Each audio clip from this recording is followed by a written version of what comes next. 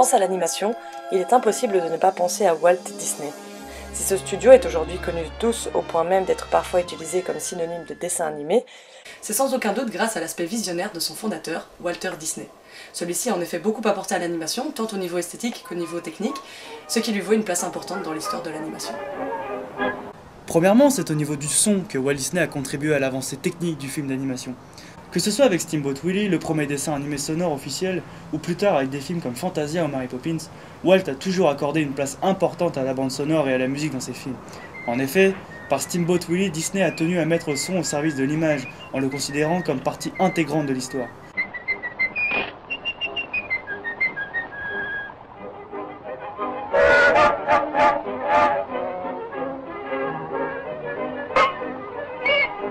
Pour cela, il s'adjoint des services du pianiste Carl Stalling qui va développer des bandes-sons pour l'animation.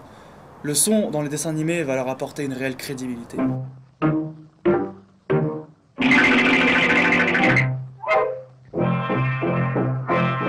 Plus tard, il fera l'inverse avec la série de Silly Symphonies, pour laquelle il mettra cette fois les images comme illustration visuelle de la musique. La danse macabre a été considérée comme la plus impressionnante de son temps. La tradition de l'écriture se mettra doucement en place avec l'arrivée du sonore. Fantasia, quant à lui, en 1940, est la première expérimentation sans dialogue avec la collaboration d'un orchestre dirigé par le chef d'orchestre hollywoodien Leopold Stokowski. Bien que ce film n'ait pas eu le succès espéré, il reste quand même une tentative mémorable de mariage entre l'image et le son. Les films d'animation étaient jusque-là courts et humoristiques.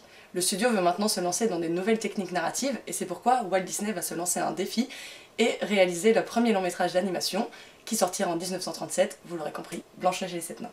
Ce projet a été surnommé La folie de Disney, tant il représentait un défi en termes de réalisation. La vraie question était de savoir s'il était possible de créer de l'émotion, autre que le rire, et d'immerger ainsi le spectateur dans une histoire faite de dessins, donc les faire pleurer. L'ambition de Disney était de donner à l'animation, jusque-là vue comme un simple registre de divertissement humoristique, un statut artistique égal à celui du cinéma. Le pari était risqué, vu le peu d'intérêt que le public accordait aux dessins animés à l'époque. Cet ambitieux projet a demandé près de 4 ans de travail acharné aux 750 employés et aura coûté au total près de 1,5 million de dollars, menant le tout jeune studio au bord de la faillite ainsi que Disney lui-même pour avoir mis sa fortune personnelle en jeu. Finalement, le pari est réussi. Les spectateurs sont conquis par l'émotion que Walt cherchait tant à créer et fondent en larmes devant la mort de Blanche-Neige. Acclamé par un standing ovation, le film fit un véritable triomphe dès sa sortie en salle et apporta à Walt une sécurité financière et une carte blanche pour toute expérimentation technique à venir. Le film recevra également un Oscar, reconnaissant l'innovation majeure et la naissance d'un genre nouveau au cinéma, décliné en 7 petites statuettes pour l'occasion. Nous l'avons donc vu, les studios Disney ont apporté une innovation sonore et narrative, mais de manière plus générale, c'est également le groupe d'animateurs des studios, surnommé les Nine Old Men, dont Walt faisait partie, qui poseront les principes de base de l'animation. Leur travail repose principalement sur une analyse de la gestuelle et d'une observation minutieuse de la nature pour atteindre une authenticité d'émotion et de mouvement encore inédite dans l'animation. Cette recherche du réalisme est probablement en partie ce qui explique le succès des films de Disney. En effet, ils considéraient que pour que le public puisse s'identifier à des animaux animés, il fallait les doter d'une personnalité cinématographique et respecter leur gestuelle naturelle. Dans cette optique, ces employés se voyaient formés au cours du soir, au sein même du studio, où des modèles vivants étaient amenés régulièrement, comme ce fut le cas pour Bambi ou pour le Roi Lion, afin que les animateurs puissent les voir de près et ainsi développer leur compréhension de l'anatomie et de la gestuelle.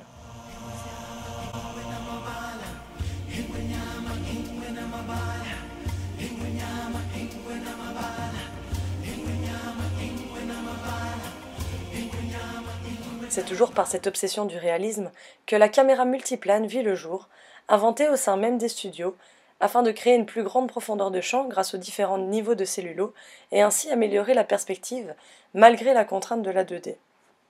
C'est dans le même ordre d'idées que les studios accordent une place importante au décor, créant ainsi une animation stylisée avec des décors énormément travaillés. À la base, il y a un storyboard qui est monté, où il y a toute l'action qui est dessinée sur des murs entiers en fait, où il raconte l'histoire. C'est très grossièrement dessiné, mais toute l'action est définie. Alors ensuite, ce qui se passe, c'est que quand on a ça, on n'a toujours pas le décor, on n'a toujours pas l'ambiance du film, et les réalisateurs passent, et sélectionne certaines personnes pour certaines équipes plutôt, parce que là c'est par équipe, et ils nous demandent en fait de se lâcher sur 1 ou 2 scènes. Et du coup, ils ont sélectionné 1 ou 2 personnes pour le design du film. Et là, c'est là où ça devient intéressant, c'est-à-dire, quand ils sélectionnent ça, ça veut dire que l'écriture du film est faite au niveau des corps. Et il faut que le maximum de personnes puissent coller à ce style de design. Bon, moi, ça a été le cas par exemple sur Tarzan. Et comme j'ai mon passé d'archi, c'est vrai que je dessine en même temps que je crée le volume. C'est-à-dire c'est une approche qui est moins graphique, mais plutôt c'est un dessin sculpture, on va dire, quelque part. Et ils se sont rendus compte que j'ai un dessin qui est assez dur. Et du coup, ils m'ont confié tous les décors où il y avait vraiment action, violence et tout ça. Donc par exemple la bataille entre Sabor et Tarzan, tout ça, toute cette partie-là, m'avait été confiée au tout début du film. Par exemple, pour donner un ordre d'idée, un simple layout, je m'en souviens avec Loïc, on avait fait ça. Un des layouts qui a été le plus dingue, c'est Tarzan qui revenait du fond vers l'avant. Rien que celui-là, ça a fait à peu près 150 niveaux, 160 niveaux. C'est hallucinant, quoi. Et pour en revenir à la façon dont on rentre chez Disney, c'est qu'il y avait 3, 6 ou 9 mois de formation. C'est-à-dire la personne est complètement vierge de tout apprentissage de Disney, et on la formate, entre guillemets, au film d'animation version Disney. Et bon, moi, au bout d'1 mois et demi, je suis tombé sur la fin de production d'Hercule, donc ça tombait bien, puis en étant architecte, c'était facile, puisque les temples romains, ça me connaît. Sauf que là, on ne construit pas, on dessine. Donc là, c'est le créatif. Et il m'avait confié, alors moi, c'est là où je me suis vraiment fait plaisir, il m'avait confié la séquence où le Cyclope éclate complètement toute la ville. Alors je me dis, vous êtes sympa, moi je suis architecte, et puis vous me mettez sur une scène où on expose toute l'archi, mais bon. L'idée, en fait, chez Disney, c'est ça la difficulté, c'est qu'il faut être capable, quelque part, d'être bon quasiment dans tous les styles de dessin. Pourquoi? Parce qu'en fait, il y a une production, aux États-Unis, c'est 400 personnes. Et cette production-là, si 400 personnes font 400 dessins totalement différents les uns des autres, ça ne colle pas. Donc il faut qu'il y ait une certaine homogénéité. Il faut qu'on soit capable de passer du cartoon au réaliste, au très soft, à tous les styles de dessin qu'on puisse avoir. Et là, par exemple, l'idée, c'était quoi? C'est qu'on devait focaliser tout sur le personnage qui était Tarzan tout petit. Et ce que je me suis dit, c'est qu'en fait, pour ramener tout l'œil et le regard sur le personnage, c'est d'abord mettre un point de focus ici avec la lumière. Et surtout, si on regarde bien, toutes les lignes amènent ici. C'est-à-dire même le tronc ici reprend l'œil et l'amène ici. Et ça, c'est typique de chez Disney. C'est-à-dire on utilisait tout le temps les décors ou les ombres pour focaliser en fait à l'endroit précis où il y avait l'animation, le personnage, de manière à ce que la lisibilité soit bonne. Et du coup, le personnage, après, on l'intègre dessus. C'est un posing qu'on fait pendant le layout. Et après seulement, les animateurs prennent ce posing et l'utilisent pour en faire vraiment leur animation pure, quoi. The animation for Disney's Tarzan was actually created on 2 different continents. You wouldn't believe that. While I was animating Jane here in California, Glenn was animating Tarzan in France. And yet, together, the characters come alive and are in love on screen. Ultimately, Tarzan's a much better film because of the collaboration with the Paris studio.